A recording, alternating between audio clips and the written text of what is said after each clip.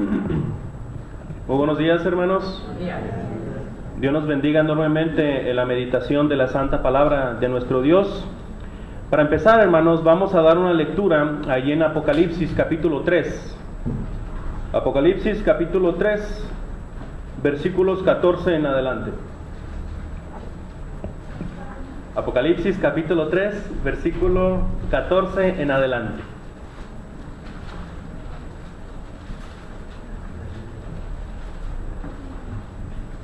Dice la palabra de nuestro Dios: y escribe al ángel de la iglesia en la Odisea: he aquí el amén, el testigo fiel y verdadero, el principio de la creación, dice esto: yo conozco tus obras, que ni eres frío ni caliente.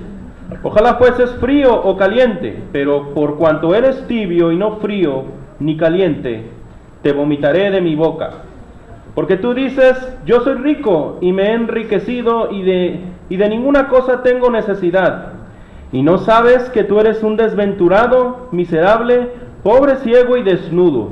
Por tanto, yo te aconsejo que de mí compres oro refinado en fuego, para que seas rico, y vestiduras blancas para vestirte, y que no se descubra la vergüenza de tu desnudez. Y unge tus ojos con colirio para que veas. Yo reprendo y castigo a todos los que amo. Sé pues celoso y arrepiéntete. He aquí yo estoy a la puerta y llamo. Si alguno oye mi voz y abre la puerta, entraré a él y cenaré con él y él conmigo.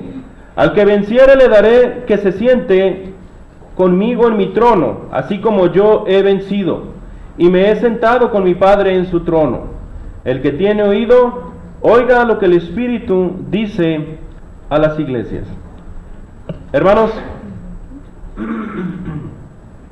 hemos estado viendo el tema la iglesia que Cristo quiere, la iglesia que el Señor desea, y hemos estado analizando en 3 predicaciones, 2 predicaciones y en realidad una clase, de cómo es la iglesia, cuáles son las características que el Maestro quiere de su iglesia, de su cuerpo.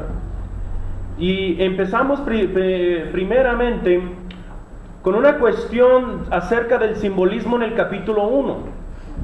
En el capítulo 1, versículos 2 y 13, se nos dice que Jesucristo está en medio de 7 candeleros.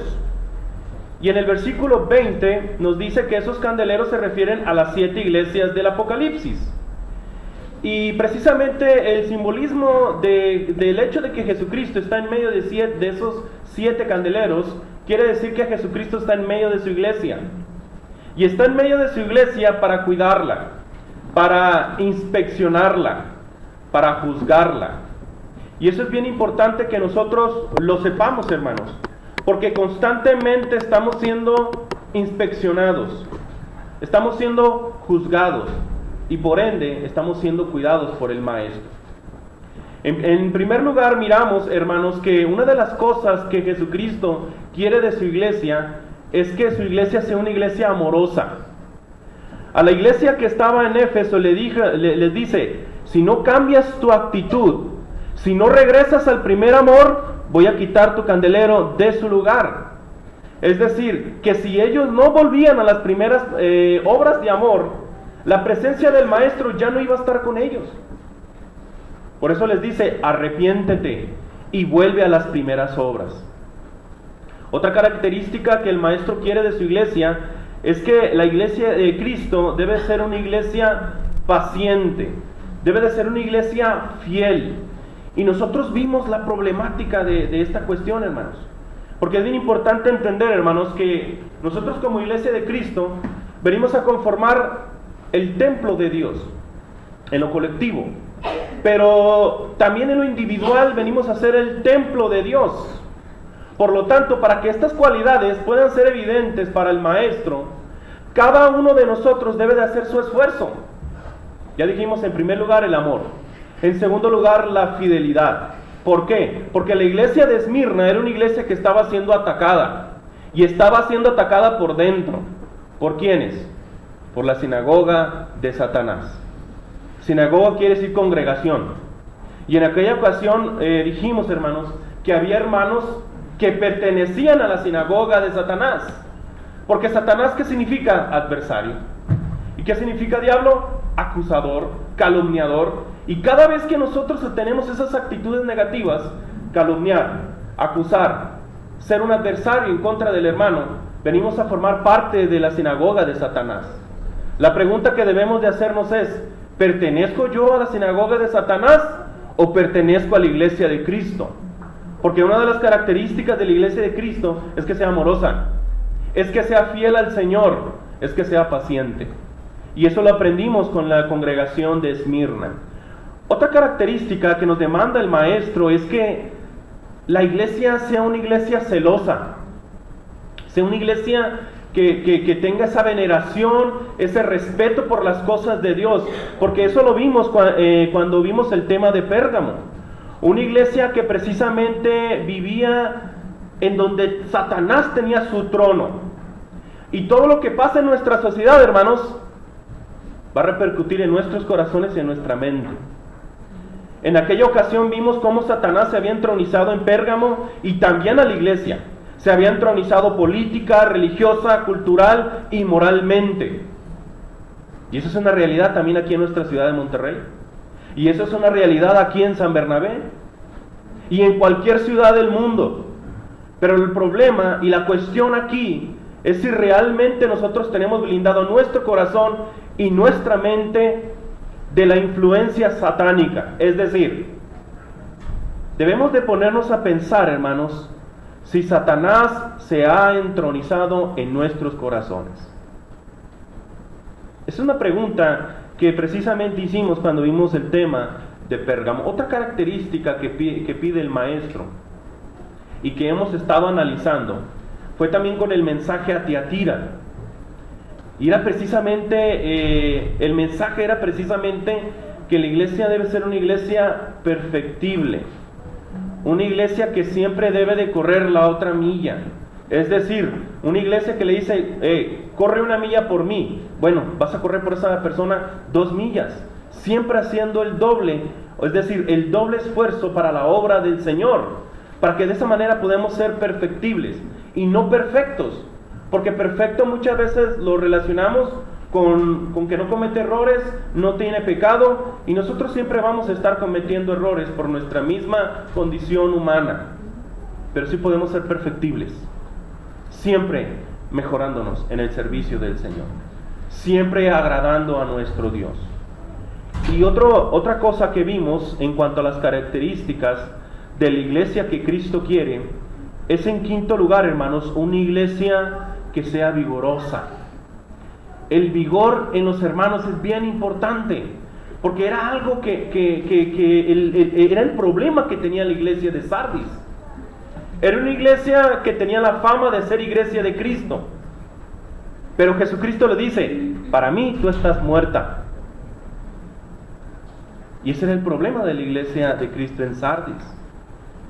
Hay un diagnóstico de esta muerte espiritual. Y ese diagnóstico es la somnolencia. Era una iglesia que siempre quería dormir. Era una iglesia apática. Era una iglesia susceptible. Cualquier ataque del diablo se quebraba, se desmoronaba. No seguía adelante. Era una iglesia mediana. Y Cristo no quiere una iglesia así. Cristo quiere una iglesia vigorosa, que tenga vida, que tenga entusiasmo, que tenga energía en cuanto a la obra del Señor. Otra característica, ya para pasar al tema de esta mañana, es que la iglesia que Cristo quiere debe de ser una iglesia, hermanos, una iglesia que sea oportunista.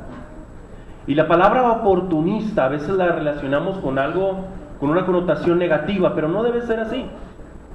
En realidad, la palabra oportunista se refiere particularmente a una iglesia que va a aprovechar las oportunidades. Porque solamente Esmirna y Filadelfia eran iglesias entregadas al Señor, que precisamente ellas no recibieron ni censura, ni regaño, ni amonestación. Al contrario, Filadelfia era una iglesia ejemplar. Es la iglesia que es una congregación o una cualidad que toda iglesia de Cristo debe de seguir. Y algo bien interesante, que Jesucristo le dice a esta iglesia, he puesto una puerta delante de ti, y aquellos que se dicen ser judíos van a aceptar que yo te amo. Es decir, en el Nuevo Testamento y en el Antiguo Testamento constantemente vamos a encontrar que una puerta simbólicamente significa una oportunidad. Y en aquella ocasión mencionamos, hermanos, que la palabra oportunidad o una puerta en la Biblia tiene que ver precisamente de la forma en la cual Dios nos está hablando. Dios nos habla a través de puertas, a través de oportunidades. Hay puertas que en la vida se nos van a cerrar. Bueno, probablemente Dios le esté diciendo que por ahí no es. Y probablemente sigamos otra puerta y por ahí tenemos la luz verde para ir hasta el fondo, ir adelante. ¿Por qué? Porque Dios lo está permitiendo, hermanos. Y eso es bien importante que como iglesia de Cristo lo sepamos. En este caso, hermanos, en el caso de la iglesia de la Odisea, encontramos una última característica. Y con esto vamos a terminar este tema, la iglesia que Cristo quiere. Es un mensaje fuerte. Es un mensaje tremendo que le dice, que le manda Jesucristo a la iglesia de la Odisea.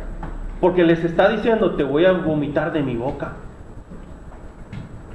Uno podría decir, ¿por qué mensaje tan agresivo? Pero hay que ver las razones por el cual lo dijo. Hermanos,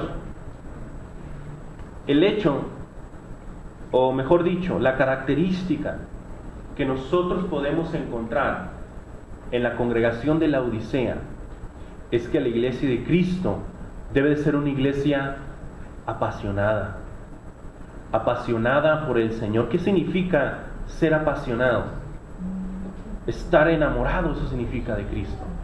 Estar enamorado de Dios, ser caluroso, ser entusiasta, ser cariñoso, ser ferviente en las cosas de Dios. Y vamos a ver por qué, hermanos. Vamos a descubrir por qué estamos diciendo esto. Pero antes de mencionar esta cuestión, es importante mencionar o decir algunas características de la ciudad en general de la Odisea. La Odisea, hermanos, era una iglesia bien especial. ¿Por qué especial? Porque los laodicenses eran personas acaudaladas.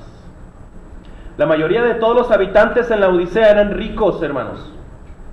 La Odisea era una de las ciudades comerciales más ricas del mundo en aquel tiempo.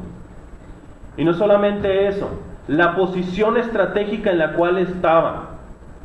Todos los caminos pasaban precisamente por ahí, por la Odisea. Y precisamente se destacaba, hermanos, por ser un gran centro financiero. Tenían bancos, no como los bancos, como ahorita como los tenemos como Banamex o como Bancomer. Ahí se resguardaba precisamente los dineros. Se guardaba los minerales ricos, es decir, el oro, la plata. Entonces, se le conocía, hay comentaristas que le llaman a la Odisea el Wall Street de Asia. Era una ciudad, la Odisea, una ciudad de millonarios. ¿Será como San Pedro, aquí en Nuevo León? ¿Será como Polanco, allá en el Distrito Federal? No lo sabemos, pero lo que sí sabemos es que la Odisea, todos los habitantes eran acaudalados, eran ricos, no tenían problemas financieros. Otra característica de la iglesia de la Odisea es que por lo general todos los habitantes eran saludables, hermanos. Imagínense dos cualidades de personas ricas que tenían salud. Pues, ¿qué problemas van a tener, no? ¿Qué necesidad van a tener de un Dios?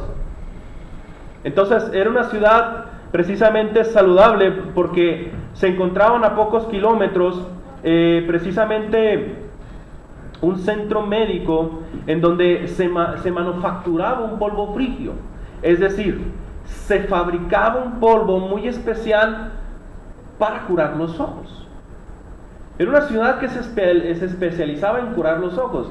Desconozco, no estudié esto a profundidad, pero creo y considero que lo que se fabricaba ahí era colirio.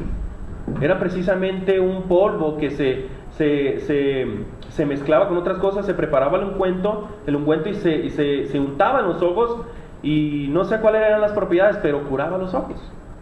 Entonces la Odisea se ufanaba por eso, Otra cualidad de los laodicenses, o otra característica en cuanto a la salud, es que a 10 kilómetros de Laodicea se encontraban unos manantiales bien famosos, unas aguas, aguas termales medicinales, que por todos los minerales que tenía, pues venía a curar, no sé, sanaba quemaduras, cortaduras, no sé. Pero mucha gente tenía que ir precisamente a los manantiales de Hierápolis, que estaba cerca de Laodicea. Entonces era una ciudad que eran habitantes que, por así decirlo, eran saludables, físicamente hablando. Otra cualidad de Laodicea es que los laodicenses vestían prendas de alta calidad. Los laodicenses sabían vestirse. Todos los habitantes vestían bien, por una característica en lo particular, que ahí precisamente tienen muchos ganados de ovejas negras. Y vestirse negro en aquella época era símbolo de ser pudiente, de ser acaudalado. Y la mayoría de los habitantes, por no decir todos vestían de negro. Todos vestían de negros por la finura de la oveja, etcétera, etcétera, etcétera, ¿no? Entonces tenemos tres cosas acerca de Laodicea. Laodicea era una ciudad acaudalada, tenía centros médicos, tenía una industria textil, es decir, lana de color negro, pero el maestro les iba a decir algo tremendo. Les dice, en el versículo 15, capítulo 3 de Apocalipsis, les dice, yo conozco tus obras. No les da ninguna, es más, no les dice ninguna cualidad positiva, no les dice ninguna virtud, le dice, yo conozco tus obras. Les dice Jesucristo, yo los conozco muy bien a todos ustedes. Y luego les dice, que ni eres frío ni caliente. Y luego dice en exclamaciones, ojalá fueses frío o caliente, dice el maestro. La palabra caliente, hermanos, significa estar caliente, es decir, estar caliente hasta hervir. Es decir, ser ferviente. Esta palabra la podemos encontrar en Romanos capítulo 12, Romanos capítulo 12, versículo 11. Note muy bien cómo dice ahí el apóstol Pablo, escribe en la carta a los Romanos capítulo 12, versículo 11. En lo que requiere diligencia, no perezosos, fervientes en espíritu, sirviendo al Señor. Y todas estas es un gran listado que hace el apóstol Pablo acerca de cómo debe de ser el amor práctico de un cristiano.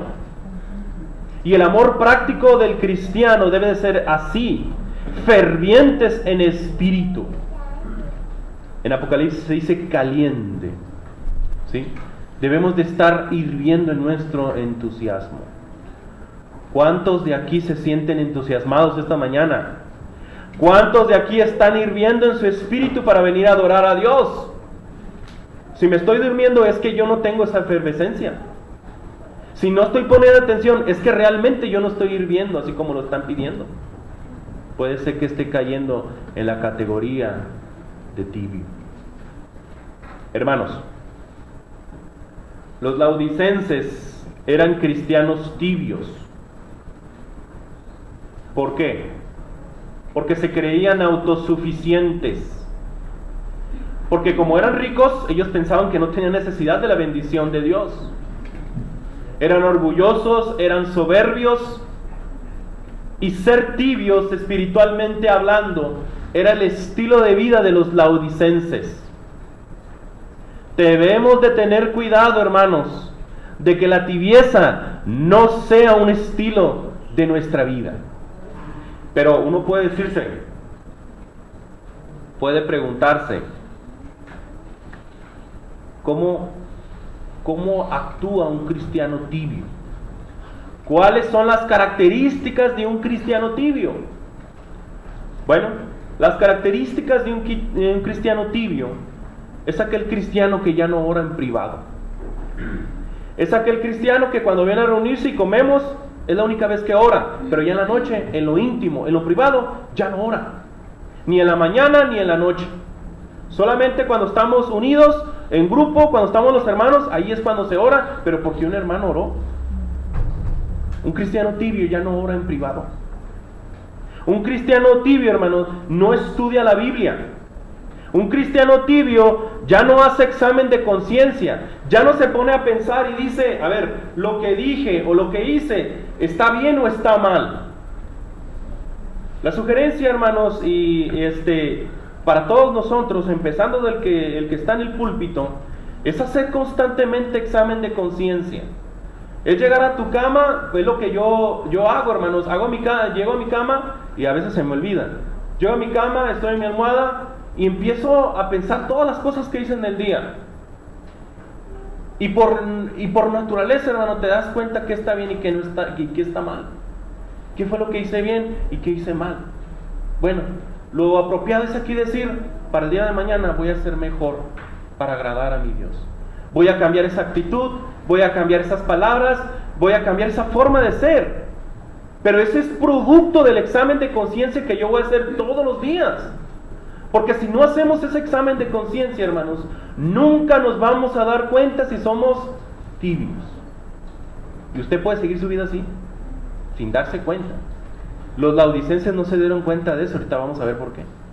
Otra actitud del cristiano tibio, hermanos, es que no oye las predicaciones. Es indiferente. Recuerdo que hace tiempo di una predicación acerca de principios fundamentales para llevarnos bien. Y precisamente en ese tema, no sé si lo recuerdan ustedes, mencionaba acerca de que no debemos de estar juzgando, porque le estamos quitando la posición, la prerrogativa que tiene nuestro Dios de juzgar a las personas. Nos estamos poniendo como jueces. Y el otro elemento que comentábamos al respecto era precisamente que no podemos sacarle la paja en el ojo ajeno si nosotros no hemos sacado la propia viga. Tenemos atravesado una tabla en nuestros ojos. Entonces me acuerdo que di ese tema, hermanos, y los dos hermanos que se me durmieron precisamente en esa prédica, cuando salimos 2 horas después, se enfrascaron en una discusión, no agresiva, pero se enfrascaron en una discusión que no valía la pena discutirla. Y eran los dos hermanos que se me dormían. ¿Por qué cree, hermano? Que es bien importante que estemos atentos, tener los sentidos al 100 para poder entender lo que el maestro está tratando de explicarnos. Hermanos, otra actitud del cristiano tibio es que no es constante en las reuniones, no se sacrifica para dar, no muestra interés en las labores de la iglesia, no visita a hermanos ni visita a enfermos, no enseña al perdido. Si usted encaja en cualquiera de estas características, cuidado, puede estar cayendo en la tibieza espiritual. Hermanos, Jesús prefería, hermanos, que los laodicenses fueran fríos, pero es bien importante que entiendan esto: tanto fríos como tibios son condenados, ¿sí? Pero ¿por qué Jesús prefería a cristianos fríos? O mejor dicho, a fríos. Porque el frío se refiere al inconverso, se refiere al incrédulo. Porque el frío, es decir, el incrédulo, tiende a ser mucho más sincero que alguien que está tibio. Porque alguien que es frío, es decir, un incrédulo o un inconverso, es más fácil de convertirlo y traer a Cristo que a un tibio. Porque a él le predicas y él, como está en otro mundo, no va a entender lo que se le está diciendo. Y porque va a ser indiferente. Y otras cuestiones que precisamente vienen a deteriorar su vida espiritual. ¿Por qué Cristo prefería fríos y no tibios? Porque los que son fríos no lastiman a la iglesia como lo hace un tibio. Un hermano que está peleando, que está discutiendo y que está criticando, y que un inconverso lo vea: mira, yo soy mejor que él, ¿cómo me voy a ser cristiano? ¿Por qué? Porque nuestra vida, nuestro testimonio, nuestra vida tiene que dar precisamente, o declararle al mundo, dar esa luz de que nosotros somos hijos de Dios y no hijos del diablo. Hermanos, en el capítulo 3, versículo 16, Jesucristo dice: pero por cuanto eres tibio y no frío ni caliente, te vomitaré de mi boca. Fíjense, hermanos, estamos hablando de una iglesia de Cristo. Estamos hablando de hermanos que ya conocen el plan de salvación, que conocen todo lo que tienen que hacer y aún así prefirieron llevar una vida mediana. Ellos eran ricos, ellos tenían bancos, tenían textileras y tenían centros de salud, pues tenían todo. Eran autosuficientes. ¿Para qué voy a necesitar al Señor si tengo todo eso? Hermanos, la palabra griega que se traduce por vomitaré es en el griego, ahorita lástima no tengo para proyectar, es emeo. Eso yo lo aprendí al estudiar en esto, que proviene de emético. La palabra emético se refiere a un agente que causa el vómito. Puesto en un lenguaje llano, Jesucristo les está diciendo a los laodicenses: ustedes me provocan a vómito. Eso es lo que está diciendo el maestro. La tibieza espiritual le provoca vómito al maestro. Me causa náuseas, por así decirlo. Pero ¿por qué utiliza esa expresión el maestro? El maestro, en su infinita sabiduría, él trataba de utilizar elementos que ellos conocieran. ¿Recuerdan que les dije que a unos pocos kilómetros de la Odisea había unos manantiales de aguas termales? Y hay unas fotos donde está la Odisea y se ven algunos ríos. Se ven algunos mantos acuáticos, por así decirlo, en las fotos de geográficas de donde se encuentra la Odisea. Y se dice y se cuenta que cuando uno tenía que ir para la Odisea, tenía que pasar por esos manantiales. Y acuérdense que en aquel tiempo no había ni avión, ni tren, no había ni camiones. Muchas veces los que tenían recursos pues en caballo, ¿no? Y los que no, caminando. Y yo imagino que el sol era tremendo, así como o el efecto climatológico como Monterrey, que cada 10 minutos o cada 5 minutos tienes que estar tomando agua, o echarte, o remojarte, refrescarte. Bueno, antes de llegar a la Odisea había muchos viajeros que pasaban por esos manantiales y tomaban de esas aguas, y eran aguas termales, no eran aguas frías, no eran aguas calientes, eran aguas tibias. Y se dice y se cuenta que todos los viajeros que tomaban de esa agua, tarde que temprano, a los minutos, vomitaban, porque les causaba náuseas. Y ese efecto era muy conocido entre los laodicenses, y es el ejemplo que está tomando el maestro, para darles a entender que así como esa agua le provocaba vómitos a los viajeros, ustedes me la causan de esa manera. Y era un mensaje fuerte, era un mensaje tremendo el decirles: ustedes me revuelven el estómago. En el versículo 17 de Apocalipsis, fíjense muy bien lo que hemos estado diciendo. Dice: porque tú dices. Esto es bien importante que lo tengan, y si quieren apúntenlo en su Biblia. Cuando ustedes encuentren un porqué en la Biblia, significa una razón, un motivo. Dice Jesucristo: porque, es decir, el motivo y la razón de que hago esto es por esto, les dice. Porque tú dices: yo soy rico y me he enriquecido y de ninguna cosa tengo necesidad, y no sabes que tú eres un desventurado, miserable, pobre, ciego y desnudo. Estamos hablando de una iglesia, hermanos, que era rica, que era caudalada, que tenía salud, una iglesia que vestía bien, que tenía estilo. Pero Jesucristo les dice: para mí, tu condición espiritual es que eres un desventurado. Y con Cristo no somos desventurados, somos bienaventurados. Para Cristo la iglesia de la Odisea era miserable. Es decir, para Jesucristo le causaba lástima. Y era una iglesia rica. Para Jesucristo la iglesia de la Odisea era una iglesia pobre. Era una iglesia que realmente no tenía absolutamente nada ante los ojos de nuestro Dios. No tenía nada. Y es curioso porque cuando vimos el tema de Esmirna era una iglesia que era pobre, pero espiritualmente era rica. Y cuando vemos el caso de la Odisea, podemos ver a una iglesia rica, pero que espiritualmente era muy pobre. ¿Qué contrastes, hermanos? Para el maestro, La iglesia de la Odisea era una iglesia ciega.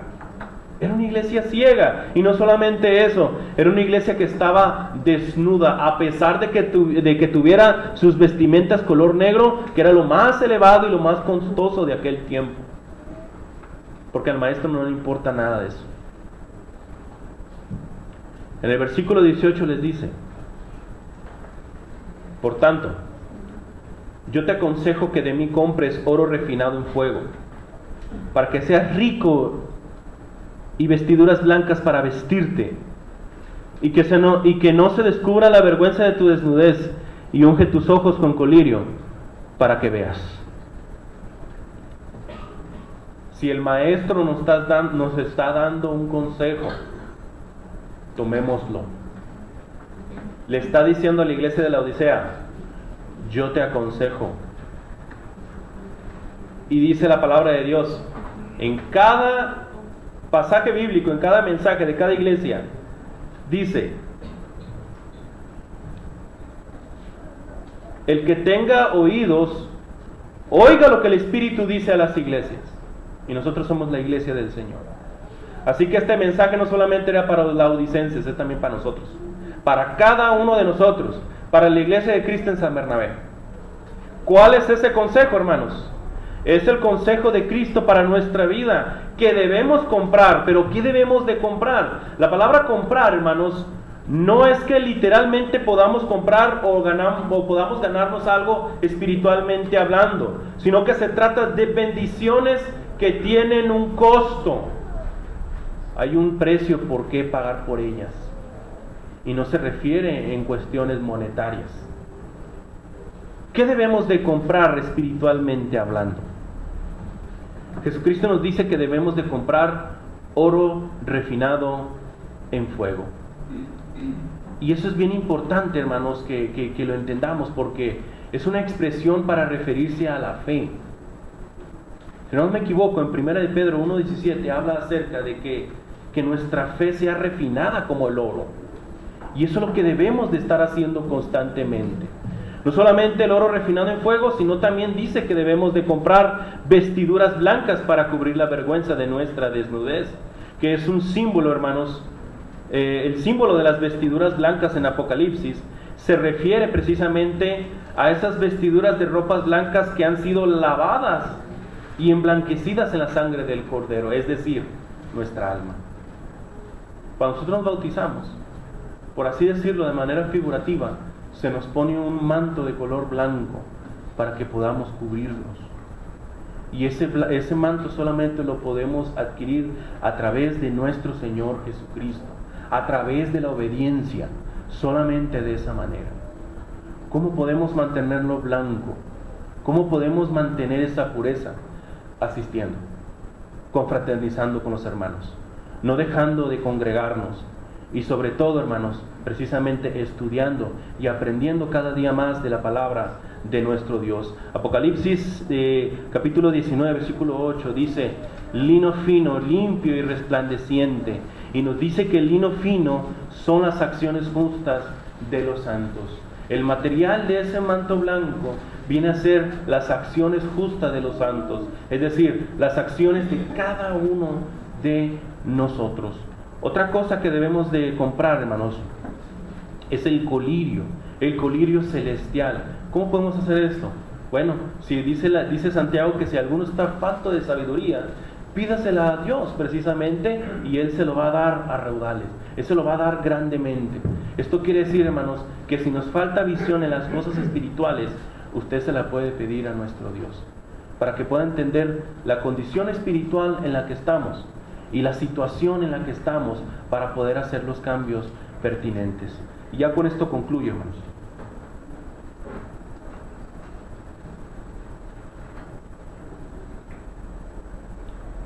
Dice el versículo 20: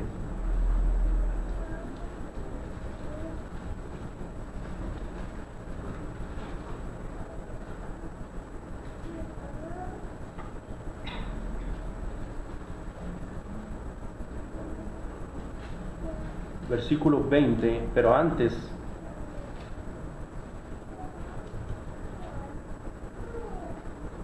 Fíjense muy bien, versículo 19. Antes del 20, 19. Ya con estos dos versículos cierro, hermanos. Es un versículo que no debemos de pasar por alto. Fíjense, era una congregación tibia, era una congregación que causaba vómito al maestro.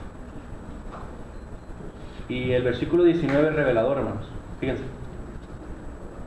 Yo reprendo y castigo a todos los que amo. Sé pues celoso y arrepiéntete.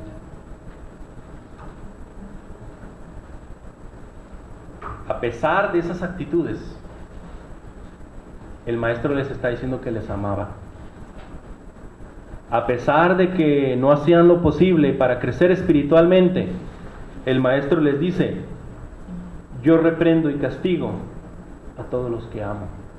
Y el castigo era a través de esas palabras fuertes que les estaba diciendo: ustedes me causan a vómito. Por eso les está diciendo: sé celoso, sé ferviente, sé caliente, sé efervesciente en las cosas de Dios y arrepiéntete. Cambia de mente, cambia de corazón, cambia de camino. Y luego el versículo 20, fíjese muy bien una parte que me llena mucho de sentimiento, hermano. El versículo 20 dice: he aquí yo estoy a la puerta y llamo,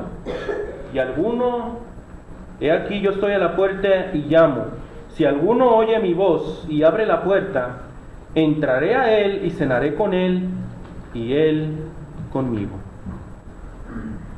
Hermanos, esta parte es bien triste. ¿Por qué? Porque estamos hablando de una iglesia de Cristo. Fíjese muy bien, si usted profundiza el versículo 20, Jesucristo está diciendo: he aquí yo estoy a la puerta y llamo. Y la puerta, en este caso, el simbolismo habla acerca del corazón de los laodicenses. Hermanos, los laodicenses habían sacado a Jesucristo de su corazón. Los laodicenses habían corrido al maestro de sus vidas y era iglesia de Cristo. ¿De qué manera nosotros sacamos al maestro? Porque en el versículo 20 nos está diciendo que Él está llamando a la puerta. Y es una puerta que la chapa solamente está por dentro, es decir, por dentro de nosotros, de nuestros corazones. ¿De qué manera podemos sacar al Señor de nuestras vidas? No orando, no estudiando la palabra de Dios, no haciendo examen de conciencia, no oyendo las predicaciones, no ser constante en las reuniones, no sacrificándonos para dar, no mostrar interés en las labores de la iglesia, no visitar ni hermanos ni enfermos, no hacer nada para la obra de Dios. Jesucristo está diciendo, hermanos: he aquí, yo estoy a la puerta y llamo. Y el que quiera abrir esta puerta, dice, el que abre la puerta, entraré en él y cenaré con él y él conmigo. ¿Por qué? Porque la cena es un símbolo no de las cosas que vamos a degustar, sino un símbolo de la comunión especial que podemos tener con el Maestro. ¿Habrá alguien aquí, hermanos, que sea tibio? ¿Habrá alguien que tenga estas características negativas, actitudes de un cristiano tibio? Probablemente usted ya haya sacado al maestro de su vida. Pero recuerde esto: a pesar de que era una iglesia tibia, el maestro les dice: yo reprendo a todo aquel al que amo. Porque a pesar de que lo expulsaron del propio corazón, el maestro nos sigue amando. Y si nos sigue amando, nos sigue esperando ahí en la puerta. Si usted es tibio en este momento, ¿qué espera para abrirle la puerta al maestro? ¿Qué espera esta gran oportunidad que tiene? No lo desaproveche, porque la mayor tragedia de un cristiano, ¿sabe cuál es? Vivir tibio toda su vida espiritual. Este es el momento apropiado para cambiar. Este es el momento apropiado para arrepentirse, para cambiar de corazón, cambiar de mente y cambiar de Cristo. Abra su corazón porque Cristo le está llamando. Que Dios le bendiga. Amén.